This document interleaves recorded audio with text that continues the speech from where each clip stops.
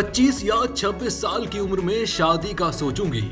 उभरती हुई अदाकारा और मॉडल ऐना आसिफ ने कहा है कि अभी उनकी उम्र नहीं है, वो 25 या 26 साल की उम्र में शादी करने का सोचेंगी। ऐना आसिफ ने हाल ही में निदा यासिर के मॉर्निंग शो में शिरकत की, जहां उनके हमरा उनके नए ड्रामे परवरिश के शरीक नौजवान अदाकारों ने भी शिरकत की। प्रोग्राम में जब मेजबान निदा यासिर ने पूछा कि उनका शादी से मुताल्लिक क्या ख्याल है, वो क्या सोचती हैं कि शादी किस उम्र में करनी चाहिए, तो ऐना आसिफ शर्मा गयी। ऐना आसिफ ने शर्माते हुए प्रोग्राम में मौजूद साथी अदाकारों समर जाफरी और अबुल हसन की जानिब से इशारा किया और कहा कि ये लोग शादी पर बात कर सकते हैं, अभी उनकी उम्र नहीं हुई। उनकी बात पर निदा यासिर ने कहा कि शादी पर हर कोई बात कर सकता है, वो सिर्फ उनके ख्यालात पूछ रही हैं, वो उनकी शादी नहीं करवा रही।